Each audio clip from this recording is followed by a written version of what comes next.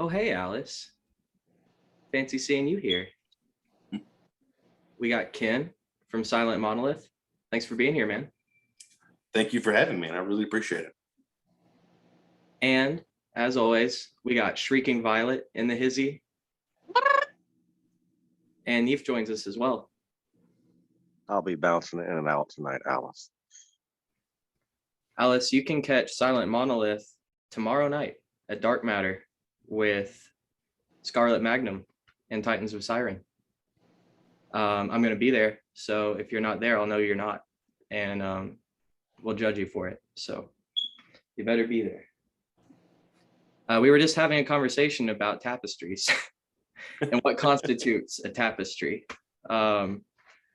It seems that a tapestry is an ancient ritual handed down, and that what's given to us is a cheap knockoff of real novelty.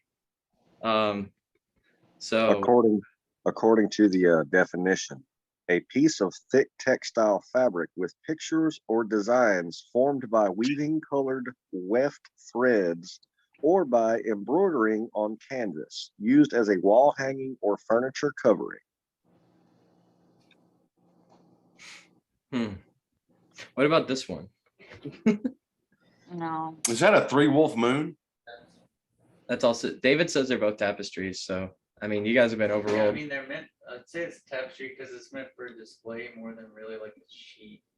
Because it's like a sheet. The only thing it's making it not really a sheet is that it's like for display. That's how I think of it. Anyway. Well, Alice, And a curtain is also a tapestry. I mean, technically curtains are probably more tapestries than that, because I've got some curtains that actually are woven. yeah, I can't really agree with you on that one, Dave. We're kind of just using them as curtains. Really, they're meant to be like hung on a wall somewhere on a flat area. That's what the definition did say. Court. You call it what you want, but you're wrong. It is now time. Let's talk about Empty Kingdom. You have an album coming out. Yes, we do. Yes, we do. It's been a long time coming. How long have you guys been working on it? Since 2018. Oh, wow. Yeah, we started recording in 2018. It's been a rough few years for me personally, health wise, and because that's kind of been put us behind with we're trying to get this album done and get everything recorded and done and get it out. It's headphone fell out, but it's been a rough since like really 5 years for me, and that's why it's taken so long. And back in November of 2017, I got really sick and had to spend some time in the hospital, and actually I was fighting an infection, and they had to amputate one of my toes, and I spent a week in the hospital, and after that I spent about 3 months in a wheelchair, while I was recovering, and we started recording the album around March of 2018, and I've had other surgeries since then, other hospital visits, but yeah, it's been a rough go. Well, glad you're here. Me too, because I legit almost died. Like no joke. When I went in the hospital, I had the infection had gotten septic. I was in bad shape, and I actually lost my dad the same week I was in the hospital. So it was a rough week. Yeah, I'm really sorry to hear that, man. Yeah, well, thank you. But I was in bad shape, and I've had a couple of infections since then. The last time I was in the hospital back in 2020, was another infection, and spent 2 weeks in the hospital then, and went into kidney failure and all. I mean, it was bad. I've had a rough go, man. But luckily, I'm kind of on the mend now. I'm still I'm currently in a boot, which you can't really see, but which I'll probably still be in the boot next Friday. So I won't be 100%, physically able to go, but I'm still going to play. You're a fucking I- trooper, man. If there's one thing I hate more than anything is canceling shows. I hate it. If we can play, if I can physically get on stage and pick up my guitar and sing, we're going to fucking play. I mean, He's a showman. I love That's that. the- Go on. you know, it looks weird up there sitting on a bar stool with a big old boot on my leg, but hey, it is what it is, man. It's rock and roll, right? You guys I are feel that energy. We all got a little Nick Lachey in us. You know, you can have what's left of me.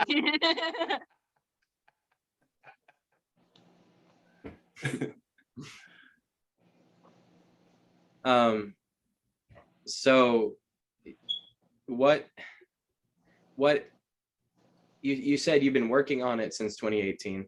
Yes. Is As that, far as recording, the as far as songs, recording? Okay, that's as what I was far as about to ask. recording, the songs actually, there's 2 songs on this album that go back to a previous band I was in back in Atlanta, where Okay. I'm from. I'm from Atlanta. Okay. I grew the Athens, Atlanta area, and I moved to Nashville in 2009. But the last band I had, we never really released any music, whatever. But we had some ideas that I kind of resurrected with this project. So yeah, there's songs that the writing process, you can argue, started years and years ago, but the recording process just started in 2018. I gotcha. That's what I was asking. Yeah. So what, like you said, you're from Atlanta? Yes. Okay. Mhm. What was like your parents' musical like influence? What did your parents listen to? Oh man, I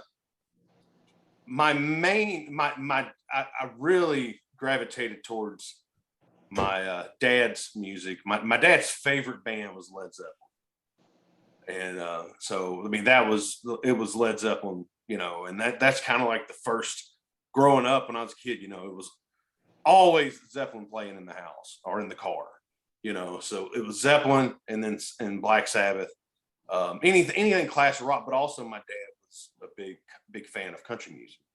So I like to say it was, you know, Sabbath and Strait, Black Sabbath, George Strait, you know. So that was kind of what my dad listened. My mom loved the Beatles. That was her favorite. Her favorite was the Beatles, and she liked classic rock too. But my dad was more of the music person than my mom. Like my dad, I got my singing ability from my dad. My dad could sing. He was a good singer, and that's kind of where I got my singing, my love of music, and my you know. Now my dad was as blue collar as they get. I mean, he wasn't a musician. He didn't play any instruments.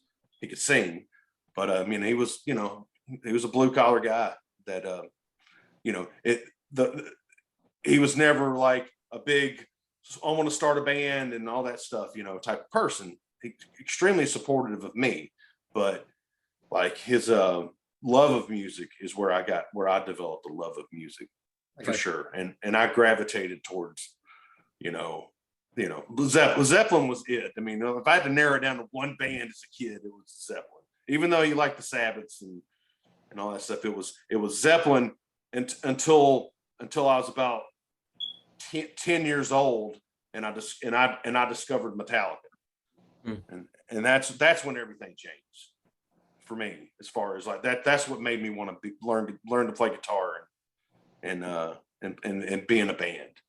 I know that's kind of a generic answer nowadays, but you know, you go back to when I was 10 years old, and you know that, like, you know, I'm not ashamed. I'm not. A lot of folks have their opinions on Metallica, and it's great. You know, it's warranted in some cases, but I'm not ashamed to admit, like, you know, that's the band that made me want to be in a band, because you know, I'll never forget the first time I heard Metallica. You know, the very first time I was at a friend's house and we were skateboarding, and we were in his garage, and he was already a fan, and he put in And Justice for All, and he puts on, you know, the first song's Blackened, and it has that intro, and it starts out, you know, we're skating around, and that intro's playing. I'm thinking, oh, this sounds pretty cool. And then it fucking hits and it kicks in, and I literally fell off my skateboard onto the concrete, staring at the stereo, because at the time they had these little boom boxes, staring at the stereo like in disbelief. I was like, what the hell am I hearing? What is this? This is the greatest shit I've ever heard. And like that was it. That was it. From that point, it's like, that's what I wanted. That's what I want to do. I want to be I want to play guitar and be in a band. You know, that kind of did it for me. I gotcha. Hard segue. Well, that maybe not. I guess depends on your answer. Sure. Sure. Do you have any ghost stories? Ghost stories? Yeah. Oh, like, yeah. I grew up in a haunted house. Okay, I would love to hear about it. Yeah, I grew up in a haunted house. The house we moved into when I was 6 years old. It was an elderly couple that lived there before us, and the elderly woman passed away in the house. And yeah, I grew up in a haunted house. I mean, I can't tell you how many times, like I'd be, you know, you hear voices, you hear my bathroom was backed up to my parents' bathroom. You know, like there's obviously in between there's a hallway and a laundry room and their bedroom and my bedroom, but our bathrooms were backed up to each other. And you know, it was no thing to hear cabinets open and close, drawers open and close, doors open and close, and I'd be the only one home. I mean, that happened all the time. I heard, you know, I was woken up many a nights with if I could feel, you can, it's really strange when you're laying in bed and you know how if like someone whispers in your ear, you can kind of feel the breath on your ear. Well, imagine that, but nobody's there, but they're saying your name. You know, that happened so many times, you know, but yeah, I mean, and my dad had some experiences. He would take laundry out of the dryer and take the basket into the living room. And then he said he, you know, one more than once, he would say he would like run to the restroom and come back, and the laundry basket would be back in the bedroom. And which, I mean, if you think about it, like, could you imagine seeing a damn laundry basket just floating down the hall? Nobody's carrying it. I mean, could you imagine like if somebody just happened to turn the corner and see that, or if somebody else was home? Mm-hmm. You know, but anyway, yeah. So yeah, I grew up in a haunted house. And when I first moved to Nashville, I lived and worked on Music Row, and I had an apartment above the office that I worked at, and I saw my first full-bodied apparition staring at me through my closet in my living room. And you know, I jumped up and went and opened the closet, and there was nobody there, but like it was the full-bodied apparition of a woman. Wow. The scariest yet coolest thing I've ever seen. What did she look like? She looked like she had dark hair, and she had brown eyes, and she had this kind of either it was like a light blue or gray dress, real kind of colonial looking. But she stared right at me. We made eye contact, and she kind of like, you know, winced like that and then ducked out of the way, and I jumped up, opened the door, and like, I mean, it was like literally like that, you know, I mean, but I hopped up, opened the door, and of course there's nobody there, but yeah, I mean, and I go back and forth because I'm like, well, maybe I was asleep, maybe I was dreaming, but no, I mean, at the risk of sounding like I'm crazy as hell, I was wide awake. You know, well, I really was. We're all mad here. So. Yeah. So at the risk of sounding like a lunatic, I really was wide ass awake, you know, like, yeah. You know, but yeah, it was the first full-bodied apparition I've seen. I've had a number of paranormal experiences. Okay. I when I was in college, when I was going to UGA, I actually went on a date with a girl who claimed to be a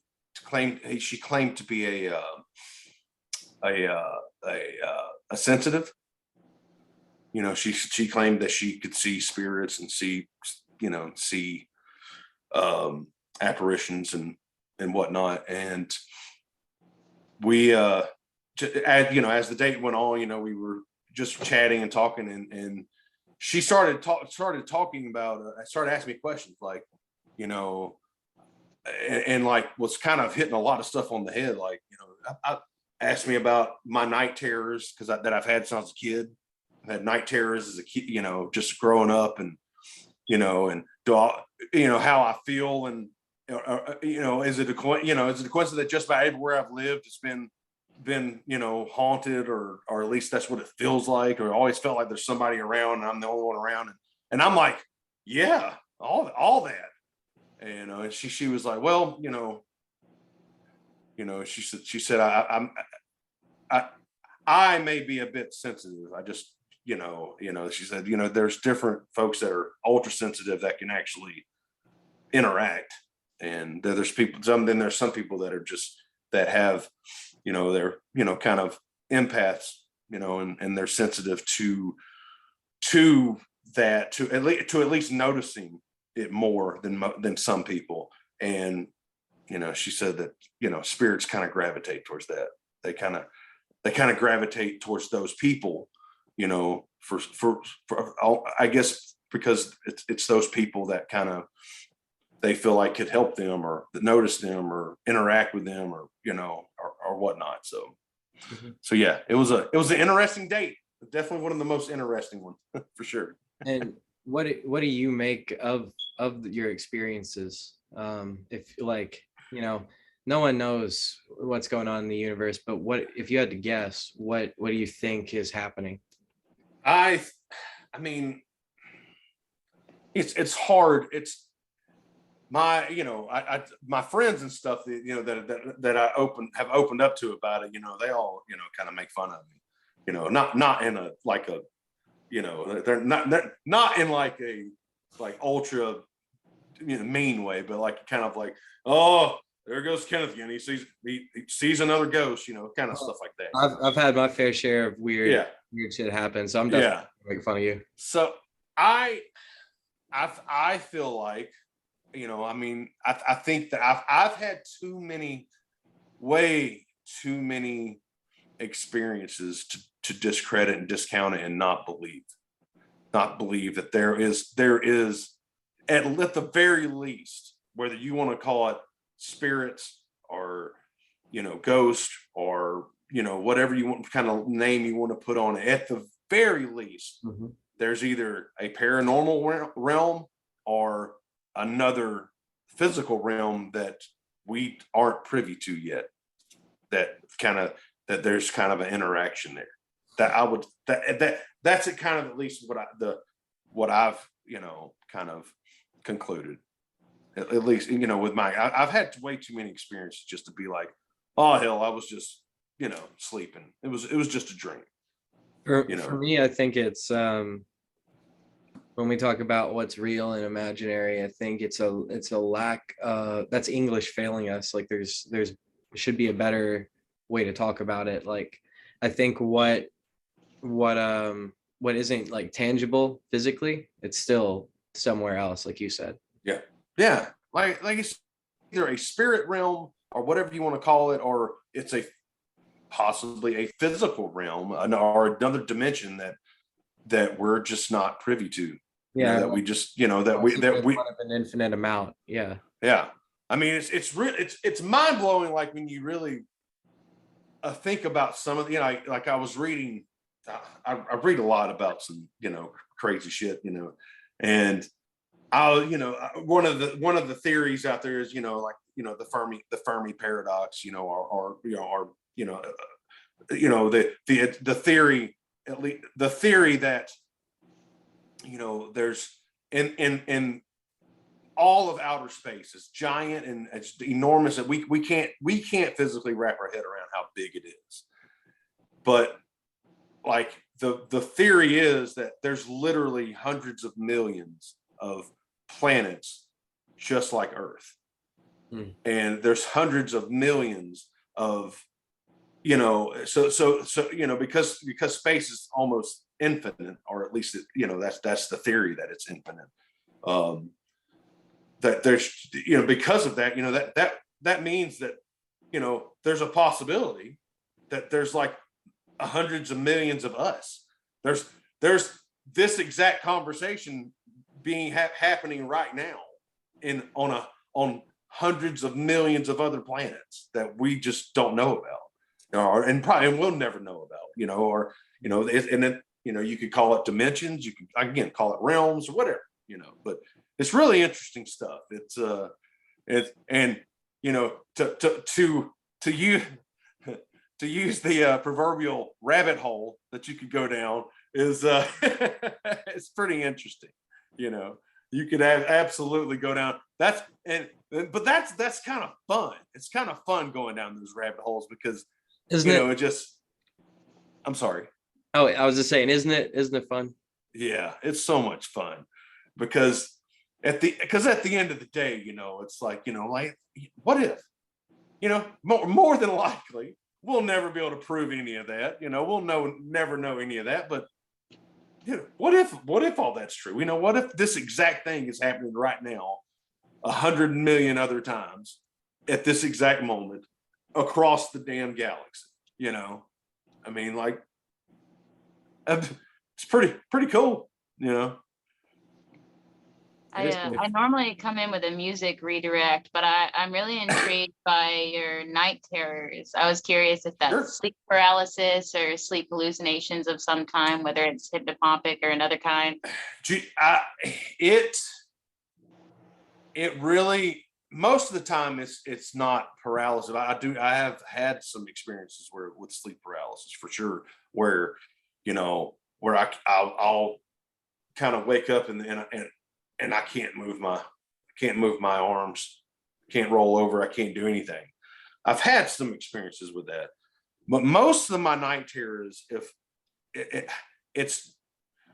I can explain it more than anything, it's what it feels like is I wake up and I am my heart's pumping, I'm sweating, I have this just feeling that I have got to get the fuck out of this room.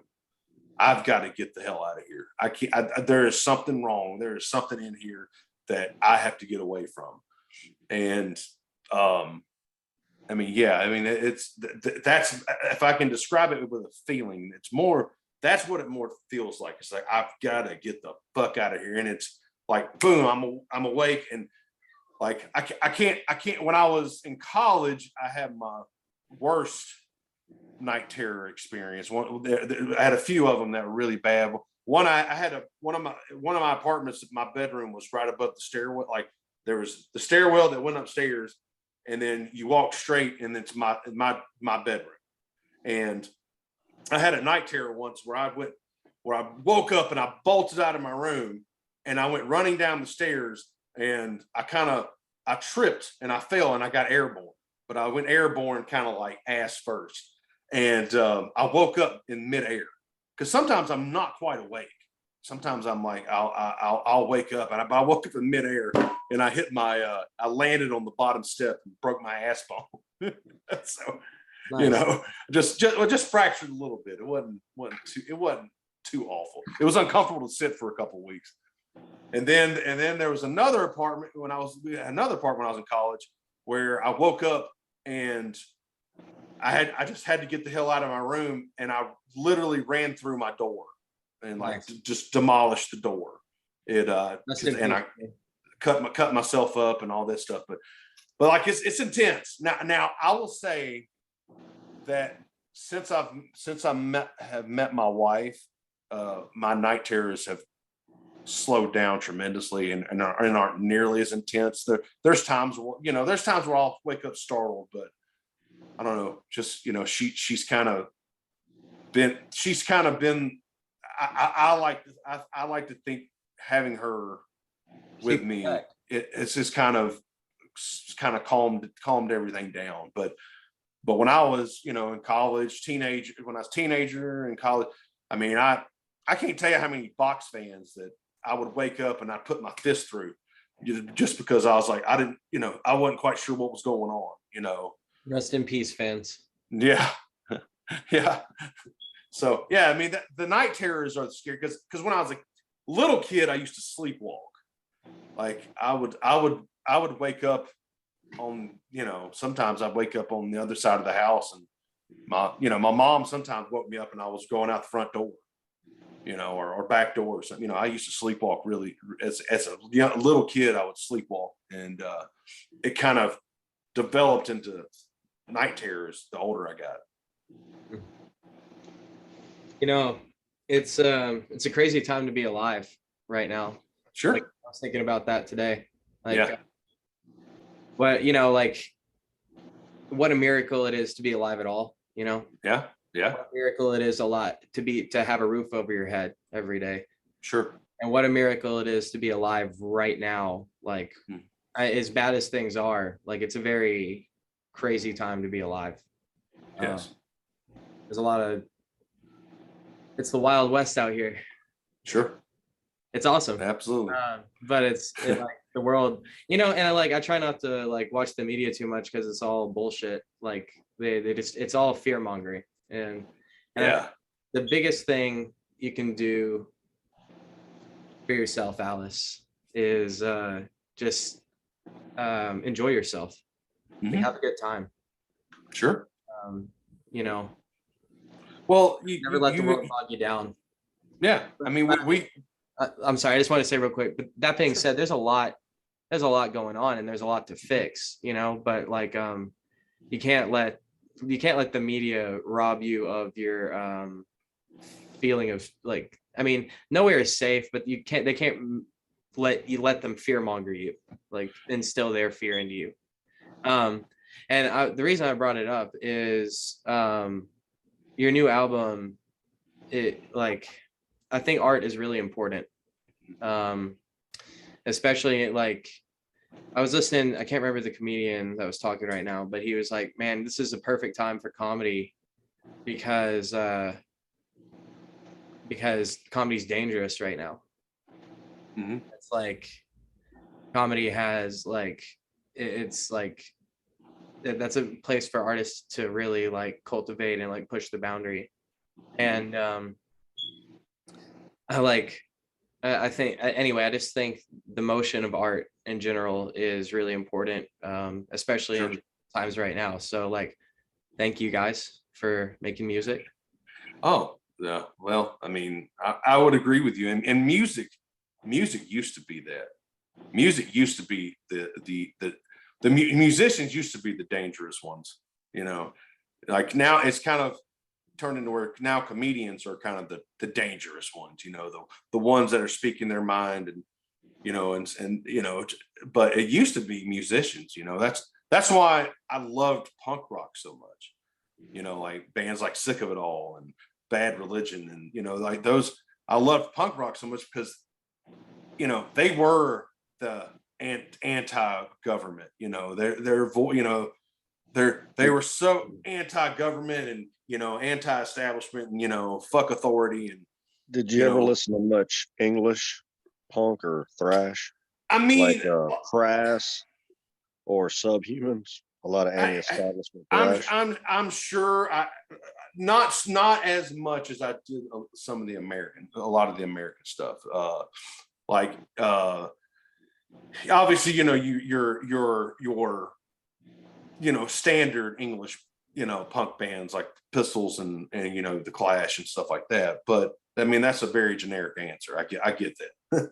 But like, but any of those epitaph bands, when I was, especially when I was in college, like those were the shit, and I used to just love how, I loved how their message, like not necessarily I always agreed, but I love the fact that they didn't give a fuck and they were gonna say they anti-government, anti-this, anti-that, fuck authority. And like, I love that. And that's what real punk was. And yes, that's not really.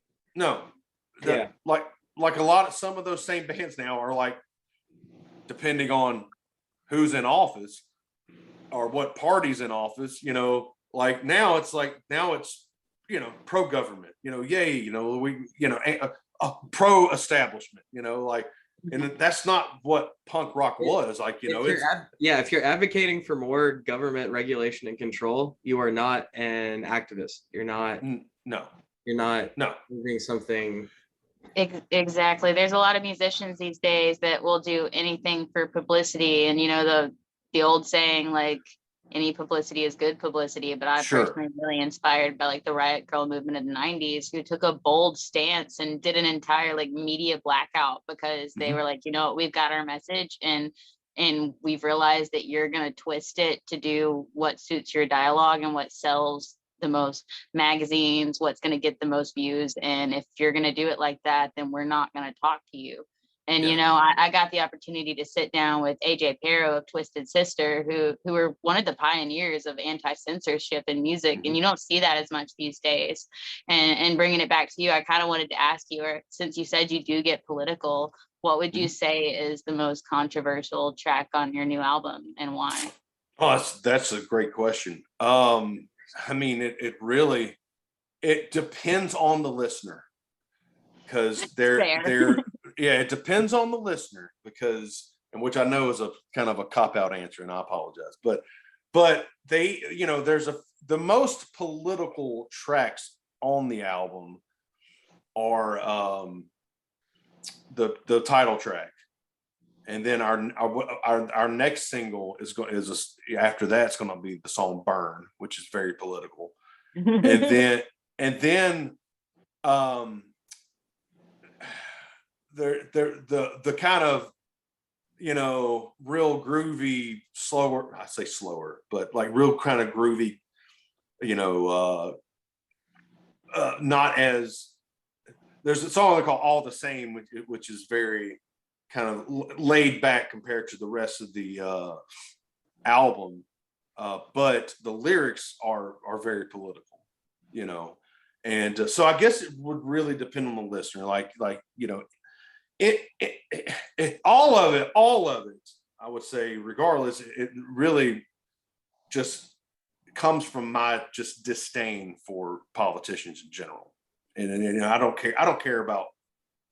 I'm not talking to anybody specific, because some of these songs go back, to multiple, administrations. So it's not, it's not nothing specific. I know some people are going to kind of want to pigeonhole and is this about Trump? Well, maybe, yeah, could be, but it also could be about any other motherfucker that's in office, that's in office and. That's in Congress. It could be about it's about all of them. Well, I mean, that's fitting because they're all the same. Absolutely. Yeah. I'm hereby campaigning for a single called "Any Other Motherfucker." Any other motherfucker? Yeah, absolutely. Yeah. Any other motherfucker. Yep. Okay, let me take the perspective out of it then. Is there a song that you felt that you wrote that you felt you couldn't release because it was either too heavy or too much or too bold? No, I would never do that. I would never do that. Like I don't believe in that. I believe that he's an artist. Motherfucker found a fan right now. I don't believe in that. I mean, art is art, and it's my opinions, and fuck yeah. And like I don't believe in if I may like how can I put this?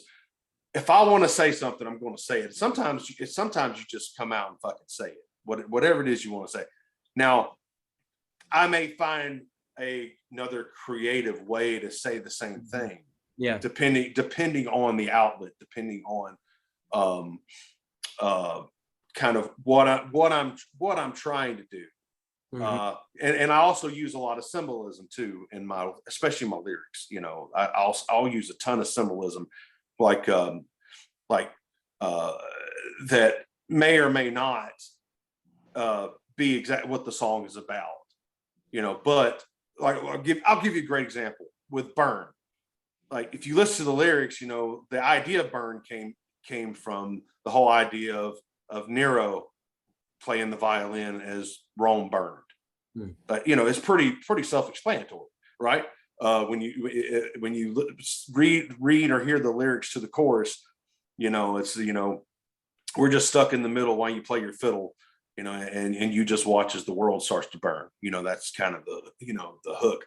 But it came from that, but the song's not about Nero at all. It has nothing to do with him per se.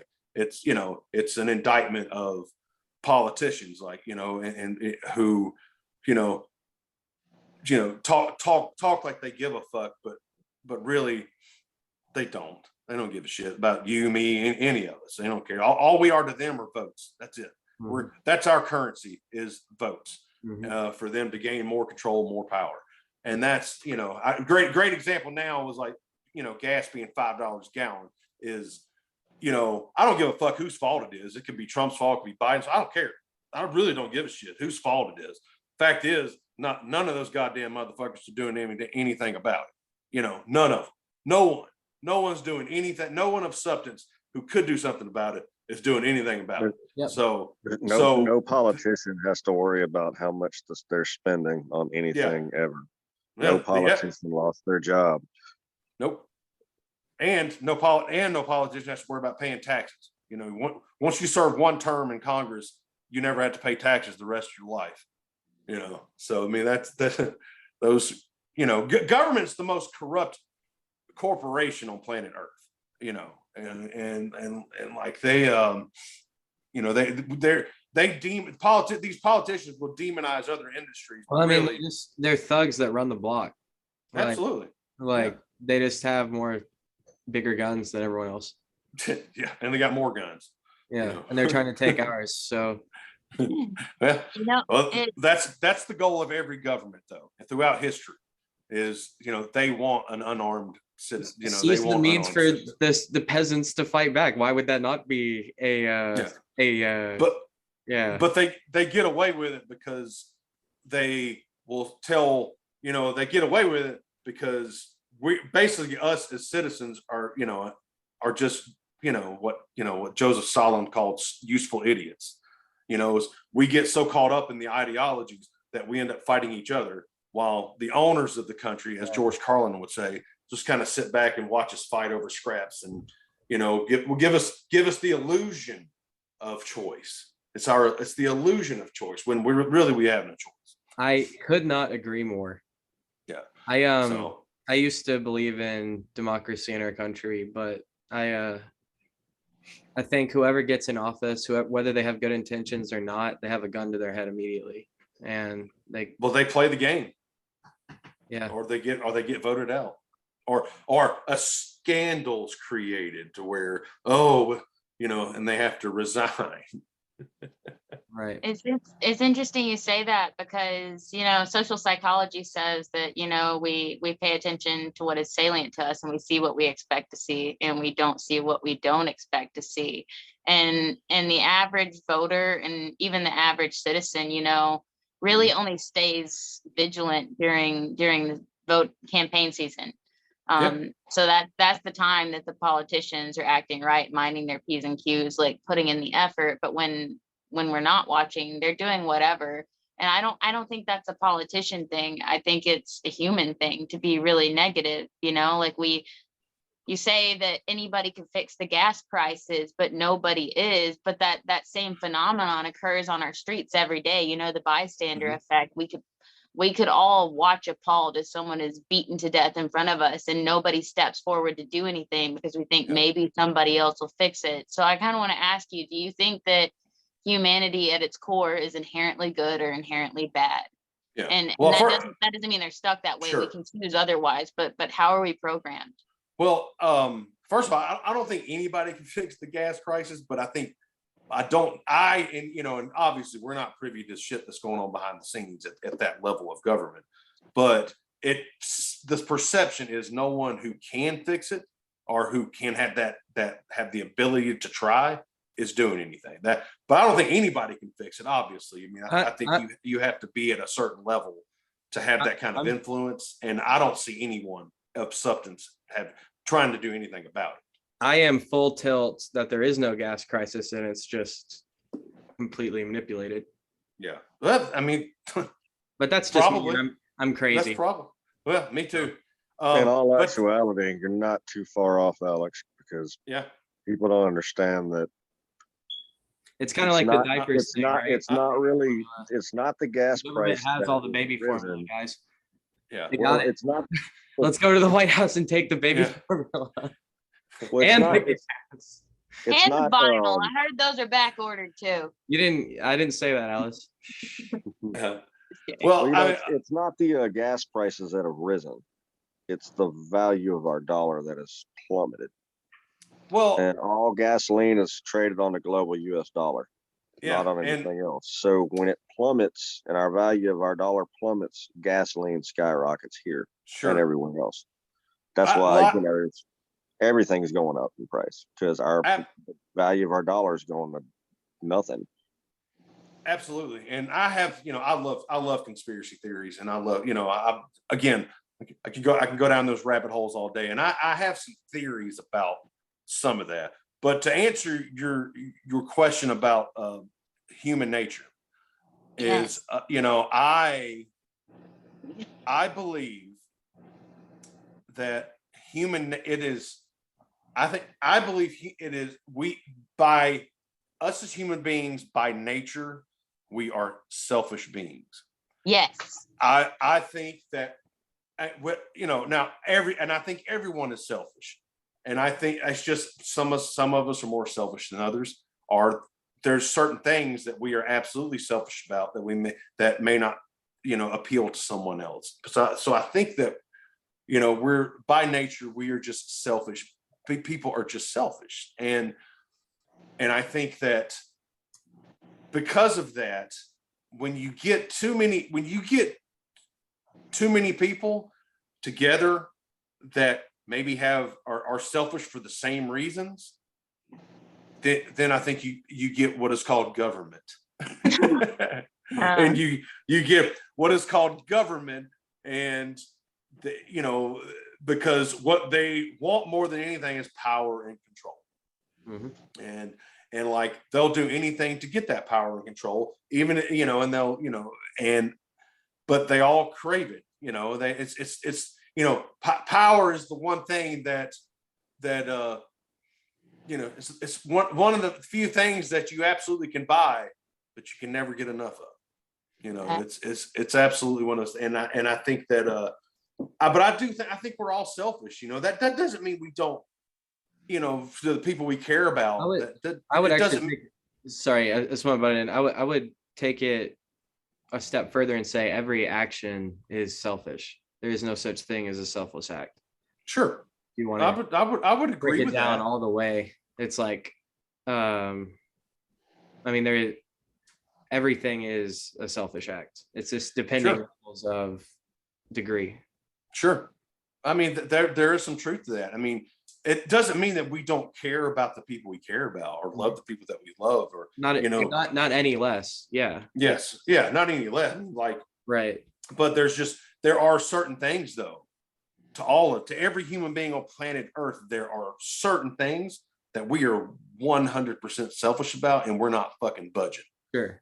Whether it's subconscious or whether it's conscious or whether, we even realize that it's a selfish thing.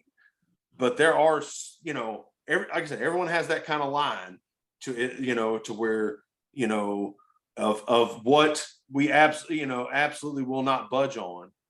And, but there's also the whole, kind of tribal mentality of folk, when you get a bunch of people together that kind of have the same, selfishness, or at least the same things that they're selfish about. Well, you get them together, all of a sudden that line starts moving what's that, they use the proverbial goalpost, the goalpost starts moving, and I think that I think event, and it could turn bad real fast if you have too many people with the same kind of selfish ideals. Sure. I agree with that. I Well- think a lot of those negative emotions, we were born in a time where survival was a lot harder. It's still difficult to survive. There's people in countries that are far less fortunate than us. There's people in our own country that are far less fortunate than us. But I think those negative instincts were born out of survival and out of fear. And as society has evolved, that survival and that fear hasn't. So a lot of times we put that fear and that survival instinct onto petty things when it used to be life or death, and now it's just, how do I feel today? How important am I? How happy am I? But I like to believe, my philosophy is that we're not our instincts and we're not our thoughts. We're how we respond to that. What do you think? Do you think your thoughts define you? Do you think you are your instincts, or do you think you're a collection of experiences? What do you think defines an individual? I mean, I think actions more than anything. I think actions, because we all have negative thoughts. If you say you don't, then you're probably you're not being truthful.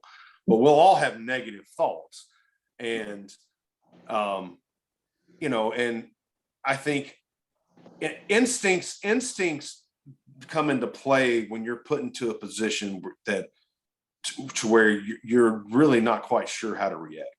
You may be put into an uncomfortable position or an unfamiliar position. So that's when your instincts take over. So I don't necessarily feel like we have control over our instincts. And I don't necessarily mean it's like, I don't mean like if a serial killer is like, oh yeah, I instinctively, like to murder people, well. No, they claim that if you're any good at it. Yeah, if they're any good, yeah. So I don't necessarily go that far with the whole instincts, but like, I get what you're saying. I think that when we're put into an uncomfortable, unfamiliar position, we fall back on our instincts to survive.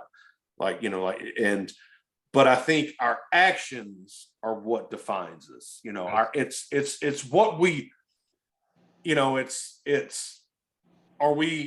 may have a negative thought. Well, are we going to act on that negative thought?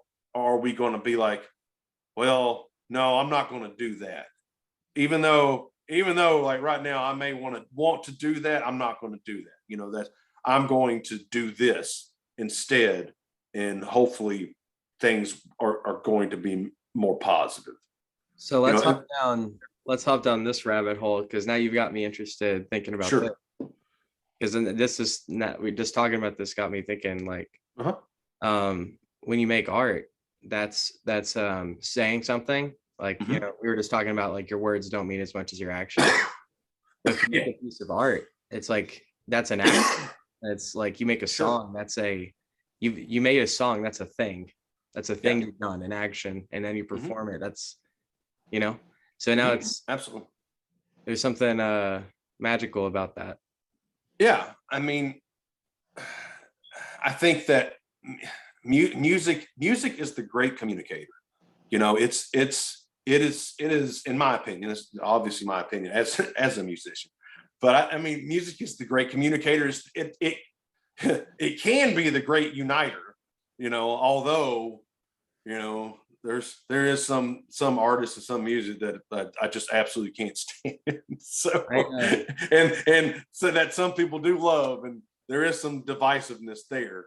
However, for the most part, in my humble opinion, like, music can be the great uniter and it's the great communicator. And you hope as an artist that when you create a piece of art, and I think this goes for anything, any type of art, I can only really speak from music because unfortunately my artistic abilities kind of started and stopped with music. I can't draw worth shit, and I can't paint worth shit. But I like to think I may not be a pretty good musician, but I feel like I can write a fucking song, so with music, it's when you can express yourself in a way to where you can express your opinion, it's almost like it's like giving it's like giving a 4-minute speech over and over and over again. Because because we all sit around and we think about the stuff that we wish we could change or wish we could talk about. And we wish that, why don't other people see this? I see this as clear as day. How come other people don't? Well, writing a song where you're expressing your opinion about something, you in a way, and again, maybe it's just me being selfish, or not really selfish, but maybe me thinking I'm way more important than I actually am. But it's like, well, maybe somebody else is going to hear this and be like, and at the very least, make them think about, well, maybe I should think about this. Maybe I should consider this. I'm not expecting to change every heart and mind of someone that was to listen, but it would be really, really fucking cool if, like, we were at a show and somebody came up to me and said, you know what, I used to feel this way about this. Then I heard this and it made me not necessarily change my point of view, but it at least made me be willing to explore another point of view, and I think you really can't ask for that. I don't think you can ask more as an artist, other than, because I'm not trying to change everyone's point of view, but it would be nice to at least inspire folks to think for themselves. Right. Look to have another look at another point of view. You may be right at what you believe, but at least consider this other point of view. Well, and you got to remember what the Dormouse said. What's that? Feed your head. Like, yeah. Keep your head, Alice. and like, yeah, like educate yourself and then speak your mind, your opinion, Yeah. Get knowledge from all kinds of different perspectives and then assess things of your own assessment and then follow your heart, like with what you believe to be right, and be open. I'm very dogmatic about anti-dogmatism. Okay. I think I'm very open-mindedness is part of my religion, I guess. Sure. Being open I understand that, to hearing different perspectives and like because like this kind of conversation we're having is really important. We might not all agree on everything, but we are all here and having a conversation, and it seems to be going fine. There's no like bullshit. People can just interact with each other, and that's I like to get a diverse amount of people on, and like people I don't like I mean, I agree with pretty much everything you said so far, but like I like to get people that I don't agree with too. Sure. And it's like, well, yeah, go ahead. There's too much this or that nowadays, and not enough maybe, or not enough. Oh, that's interesting. Like there's just not enough. There's way too much of this is what I believe. I'm right. You're wrong. If you don't agree with me, I don't want to listen to you. And and I think that's complete horseshit. It's dogmatism. It's complete horseshit. I think the problem is assuming that you are right. I never assume that I have arrived at the absolute truth, which I think is the problem for a lot of people. Is I know this is true because I've done this and this and this and this, and this and this and this explains it. But any scientist will tell you gravity is a theory. We don't actually know how that works.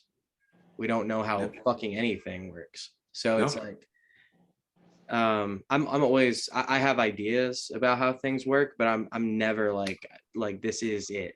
Like, I guess, if I am, then I'm being hyperbolic, or I guess like I'm like illustrating a point or something. Yeah. Well, I also feel like too is our current culture as a country, our people are so afraid. I don't even maybe afraid. Afraid is not the right word. I'm going to use afraid though. They're so afraid of being wrong. Right.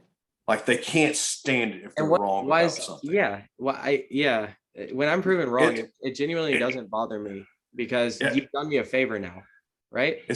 It's because I think our culture has gotten to a point to where, we've become, right now in as far as in the history of our country, we are the most selfish, the most self-absorbed, and the most self-centered we've ever been in the history of our country. Just as your normal, average, regular citizens.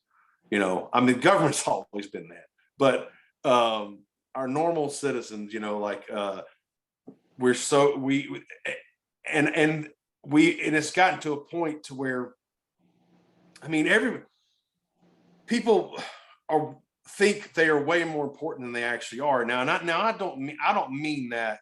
And I mean, obviously, to our families, to our loved ones, to our, people that we care about, we are extremely important as they are to us. What I mean is people think, people on Twitter think that somebody in Twitter who lives in, Cookeville, who had, who's, an 18-year-old kid lives in Cookeville with like 5 followers, thinks, that he is just as important as someone, who lives in Los Angeles, California, who's maybe a city councilman or something, or whatever, let's hell, LeBron, let's just say use a big time athlete. And like, it's not that kid's not important, because he is, but it's the culture has created this atmosphere where he feels like, he's got this self-image that of like, well, I'm on Twitter, so I must be I must be able to influence millions and millions and millions of people just because with my opinions. And like, that's just Sometimes they're simply right too. Yeah, well, sure. It's like Yeah. crazy. It's like crazy the way that happens. It's Well, like, the thing about opinions though is like opinions aren't right. They're not wrong either. They're opinions. Like a fact is right, but an opinion, is an opinion. Like, and I think that's another thing is people confuse opinions with, right or wrong. yeah.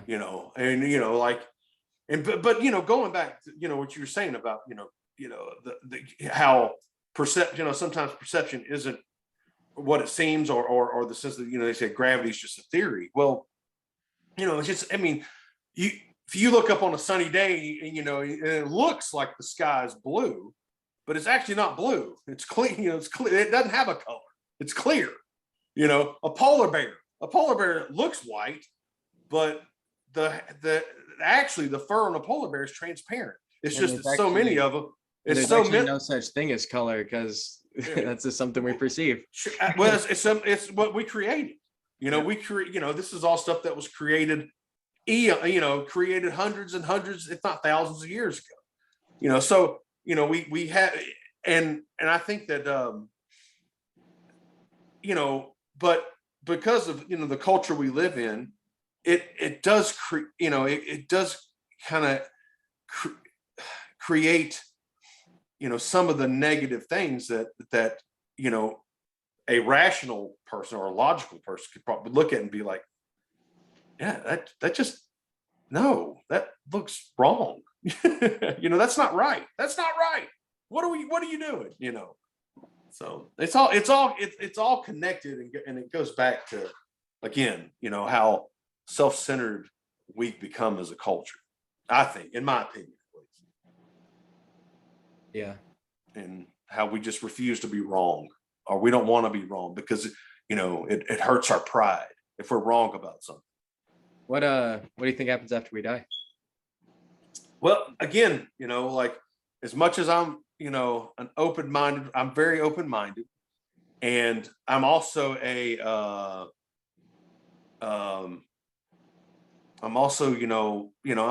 a walking contradiction as well.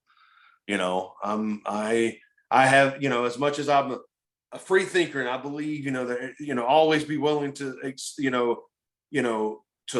explore and to look up things and, you know, and, you know, most of the time I am like, you know, well, I need to see it. I need to believe it. You know, I need to see it to believe, you know, like I'm just not quite sure that, you know, if I can't touch it, feel it, see it, or, you know, with that said, you know, I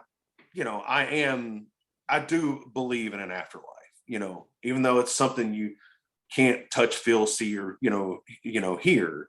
I am a believer, 100%. Yeah, well, For sure. none of us know, but yeah, I think we all have different ideas about what it might be. So like, what do you think? What do you imagine that afterlife being like? I mean, I think that if you prescribe to, a religious point of view, I think it depends on the person, and part of, I think, if you're a pretty terrible human being, you've done some pretty terrible shit. I'd like to think that you deserve to suffer, so I think, but I think if you're was a good person and done some really good things, help people, then, maybe you should kind of be rewarded for that. And, and the vengeful side of me, hopes that's true. I hope that is true, because I would, there are some people that I think, again, a lot of folks would disagree with that, but there's some people I think should suffer. That they've earned that. They've done some pretty horrific shit, and they should suffer. And then there's some people too that didn't do a damn thing wrong, but were made. Like again, these we'll just use a child who gets killed. That child didn't do anything to anybody. Why should that child suffer? No, I completely agree about that. Like, and I'm hesitant to put labels on it because we don't know, right? What if obviously the more terms, the more common terms is heaven and hell, but do we really know those are the actual terms for a place where you won't suffer, or a place that you do suffer? Well, it's all words, I know what you're talking about. And yes, like, it's all like, we can call it whatever we want, really. Absolutely. But on what you were saying, I see what you're saying about the bad place, the hell place. But personally, and this is something I've kind of come to recently, as much as that person deserves to suffer, I think when you do something bad to someone, even if they deserve it, it has an effect on you when you do that. And I think it might also impact the world in ways you don't really think of, maybe not ways you're really aware of. Like, let's say, so anyway, that being said, I'm very, very against life sentences. I'm very for death penalty, but I'm very against life sentence. Like it basically, I think if someone unjustly murders someone or hurts someone in an awful way like that, kill them. I don't want to pay my tax dollars for them to survive. That's fair to me. But like, or like I was just talking with this about Kirk from Titans of Siren, actually. We like, if someone like commits sexual assault or something, I think you remove that problem. You either kill them or castrate them in some way, right? Like you remove the problem from happening. If someone is a threat to your family, remove them. Take them away from your family, and by any means necessary, whatever that means. If someone's a menace to society, deal with it. But for me, I think to return evil to evil, return evil to no one is kind of where I'm at now, where it's like, Yeah. you remove evil, you take care of it, but to put evil out into the world, it does something to you and it does something to the world. Yeah. I mean, again, yeah. I mean, like I'm I hold a lot of, I hold grudges. I'm not proud of it. It's definitely a personality flaw. Yeah. But I hold grudges. It's not healthy. I know that. And sometimes like, that does have a negative impact on me, whether I want to admit it or not, holding those grudges and wanting, revenge for someone who wronged me, yeah, I mean, that absolutely has a negative effect on you. Because at the end of the day, let's say I do get revenge. Will I really feel better? I mean, because what I got revenge for, has already happened, and me getting revenge didn't change that. Yep. So will I actually feel better? I would argue that I probably would feel pretty fucking good, depending on the type of revenge and the situation. And I definitely feel you on that. Like what I'm saying, like, is more logical than it is for me. Like, it's not really connected to my emotions. I definitely feel vengeance. I feel it's actually me coming to that conclusion is because I have a strong sense of like, I like seeing evil punished. Yeah. There's something about it that's like, I'm not sadistic in any other way, but when someone bad is hurt, that brings me glee. Like the villain in the movie, when they get what's coming, it's like there's a sense of like, yay. Well, I mean, I guess an interesting, kind of what would be an interesting parallel to that, it's like, if you took all the rapists and murderers and you line them up, and you had, one, and you deemed someone or a team of people to murder and kill all of these people, sure, these people deserve what they got, but how do we know that didn't create, that team that executed all of these people didn't kind of, mold into something to killers themselves? Like a great example, 1930s Germany. The Nazi Party didn't start out executing and wiping out Jews. That's not how they started. But they evolved, or devolved, or evolved, however you want to look at it, into that, to where, they became the the most sadistic, evil, organization that's ever existed. Well, may not ever existed, but at least within the last 200 years, but they didn't start out that way. Kind of snowballed into what they became. And also, it wasn't just one man; it was a whole movement. Absolutely, it was a lot more. Yeah, a lot more than one. There was.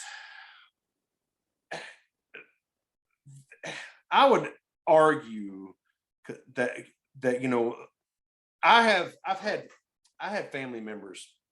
My uncle was married. My uncle was married to a German woman who was alive during that time, and she claimed that her and her family didn't know all what was going on, and I just don't buy that. I don't buy it. I mean, there's, how could you not know? So, so that means in a situation like that, you're either naive or you're complicit. And in extreme situations like that, neither one of those are good. Whether you're so naive that you don't think it's going on, or you're complicit where it is going on, but I'm not doing it. I'm not getting involved, or I'm, neither one of that is good. So I just don't know if I completely buy that. I think it's a cop out. I think that there were more people than just who were members of the Nazi party that knew exactly what was going on and contributed, whether it could have been in a small way, it could have been in just, walking down the street and you see something that shouldn't be happening, but you just keep fucking going, instead of doing something. A lot of complicit Germans that weren't. Yeah, yeah, absolutely. 100%. Yep. I mean, he got elected on a lot of his rhetoric. Well, it's really, if you go back and you look at how the Nazis got in power and everything that happened, it is eerie. It is so eerie with how we're seeing a lot of, again, I am not going to the extreme, but there are some of the things at the beginning, some of the things that they were doing, and that you're seeing some of that in our country now. Again, I'm not talking about the final solution and all that. I'm not, like, way before that. I'm talking about the leading up to that. Like, I know exactly what you're talking about. We have a book club on the podcast every month. We read a book. You're welcome to join anytime you see a book that you're interested in. Just hop on. But, basically, at the start of the month, I announce a book, and at the end of the month, we read it. But we read Animal Farm, and so it's really easy to see how the same things happen in every culture. They get infiltrated by different ideas that weren't what they were founded on, and Kennedy's last speech. You ever heard Kennedy's last speech? Probably. I don't know if I would. I don't remember it being it. I probably heard it. I just don't remember if it was his last speech or not. It's his last speech is all about how shadow organizations have infiltrated the government, and how it's not, they've invaded different branches of the government, and he's like, I'm going to talk more about this later. Or there's going to be more coming out about this later, something like that. Wow. And they killed him. Yeah. But I think there's more involved there, like the Kennedys were cursed, by their own doing, like Joe Kennedy was about one of the most evil people that's ever existed, like what they did to Rosemary. I mean, just they, have her lobotomized. I mean, and they kind of hid her away. I mean, like that's, you don't do that to your daughter. That's crazy. I didn't know about that. Yeah. Look up, what Joe Kennedy had his daughter, Rosemary, lobotomized. Pull that shit up, Jamie. Yeah. He had Rosemary Kennedy lobotomized, and he hid her away from the public. Like, but the Kennedys were cursed. Now they did it to themselves. I mean, Joe Kennedy made his money as a bootlegger, and so he worked with a lot of the members of organized crime. Well, the running theory is that's who killed both Robert Kennedy and JFK, is it was organized crime, because they basically came to collect and they didn't get what they wanted, which I wouldn't put it past, I mean, the organized crimes, they're going to want what they want. But, and then Ted Kennedy, he was responsible for, he was responsible for a woman's death. He and I think it's Chippequatic. It's, I can't remember the year, but he was drunk, had a woman in the car, drove off a cliff into a river, car turned over, he got out of the car and walked home and left her in the car to die. Wow. He killed somebody.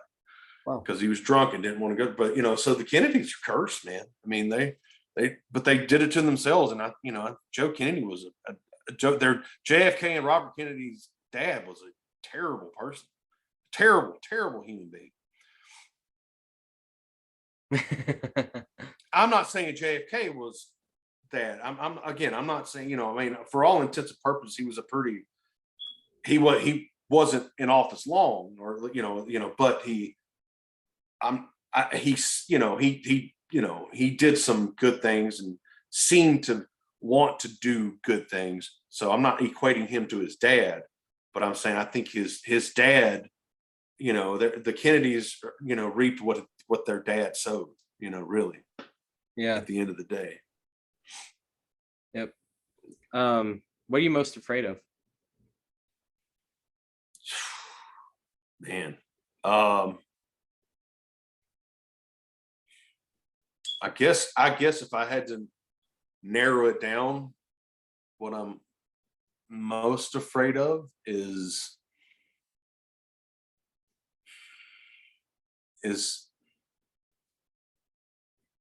to be like,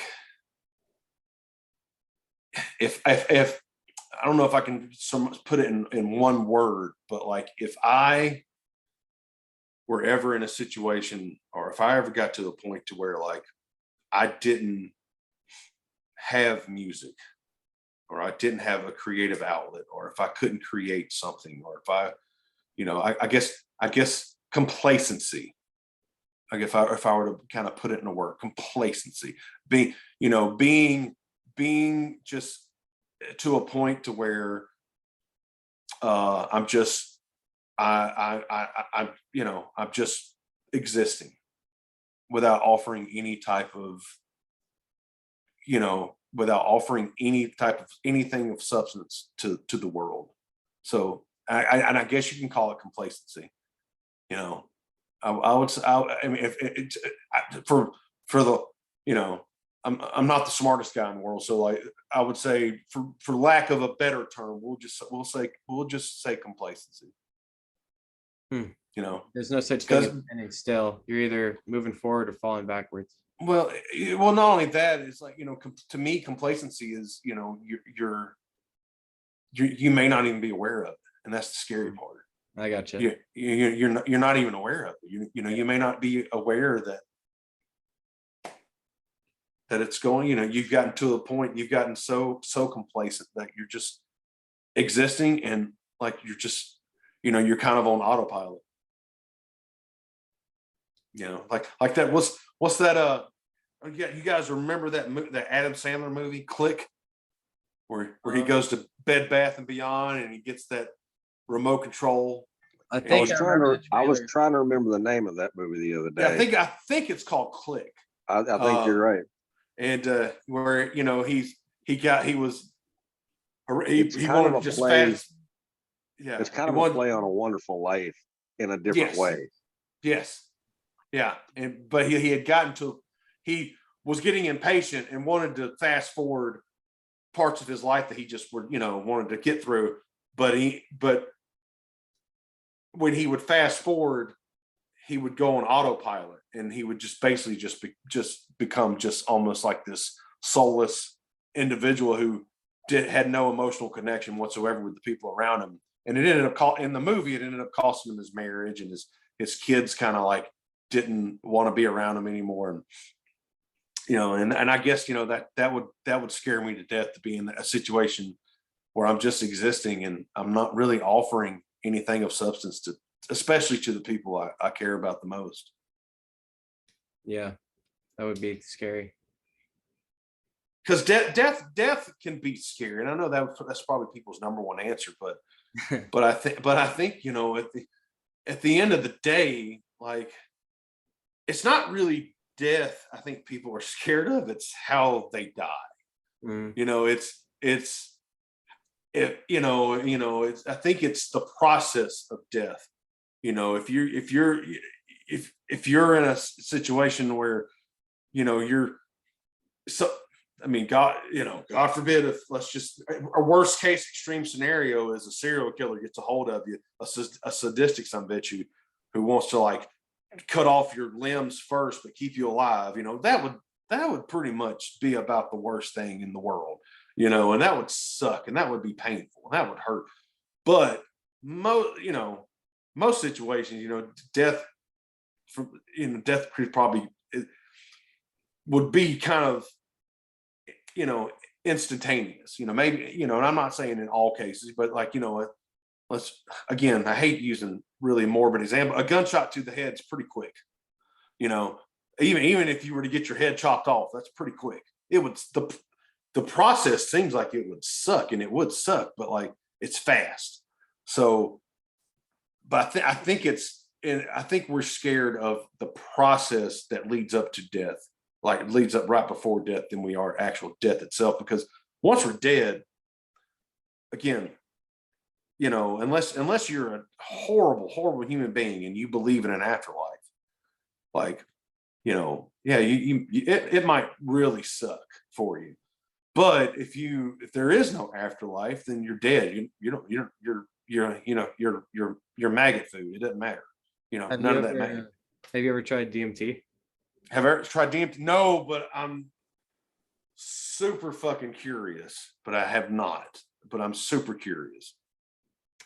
I definitely like.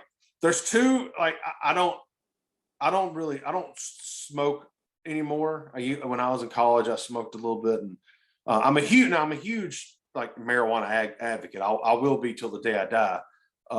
Because it was when my dad died of ALS, and the only thing that made him feel better was marijuana. Hell yeah. And so and that was the only thing that made him, like, when he was smoking, you kind of still saw his old self, and he wasn't in pain. So for that reason, I'll be a marijuana, even though I don't really smoke, I'll be a marijuana advocate for the rest of my life. Now, but the two drugs that I'm ultra curious about I've always been ultra curious about LSD and DMT.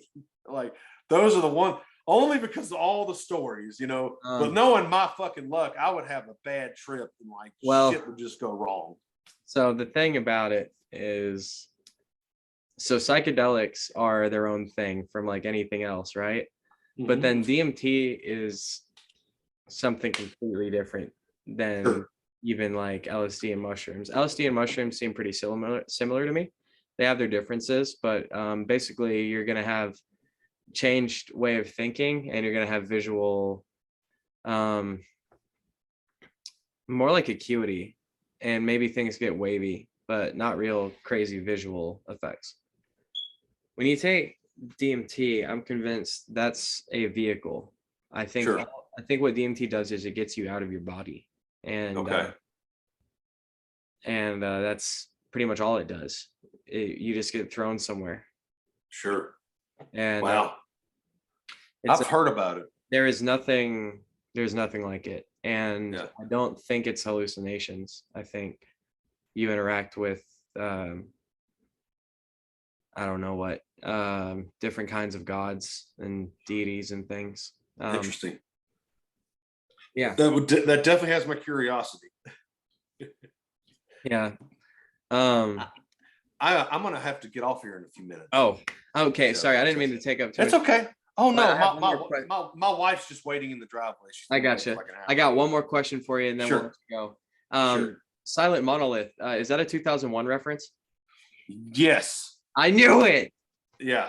Our bass player came up with that name, and like, yeah, it was the it's definitely a silent Space Odyssey.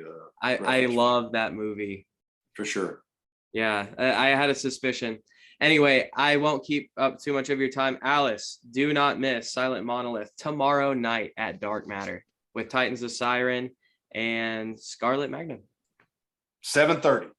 7:30, and the album release is July the 18th. July 18th. Empty Kingdom. Alice, we'll see you next week. Bye.